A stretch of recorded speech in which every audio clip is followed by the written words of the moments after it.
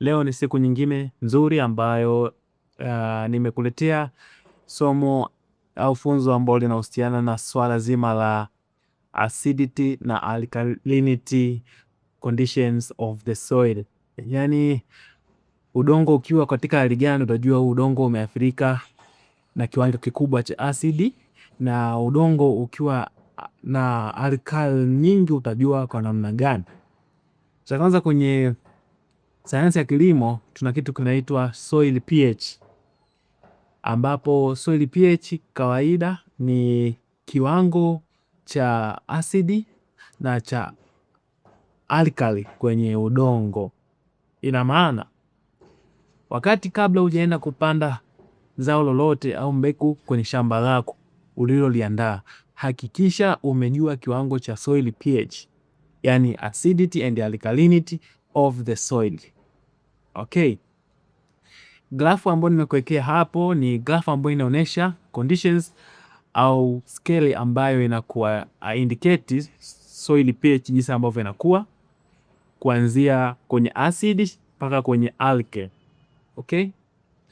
Mara nyingi acidity ikizidi kwenye udongo ni ngumu sana zao lolote kuperform.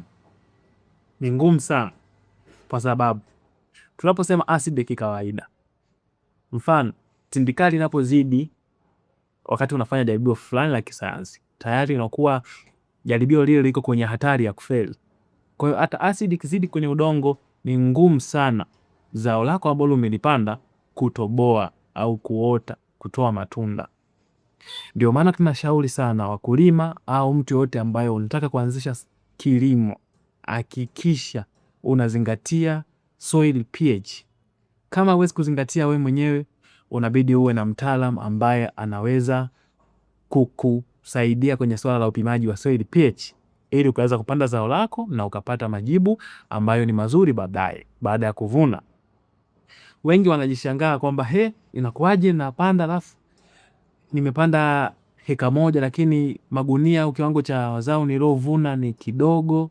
Kumbe hakupima soil pH kabla hajaanza project yake. Grafu nazo kuwekea hapo zinaonyesha soil pH jinsi inavyokuwa, na video itayofuata nitawaonyesha viwango vya soil pH ambavyo ni vizuri kwa ajili ya mazao, na pia nitakuletea video ambayo itaelezea vizuri kuhusu kifaa ambacho kinatumika kupima soil pH kabla ya kufanya testi kwenye laboratory. Asanteni na muendelee kufuatilia video nyingi ambazo nitazidi kuziupload kwa ajili ya mafunzo mbalimbali tuweze kutoka kwenye swala zima la kilimo.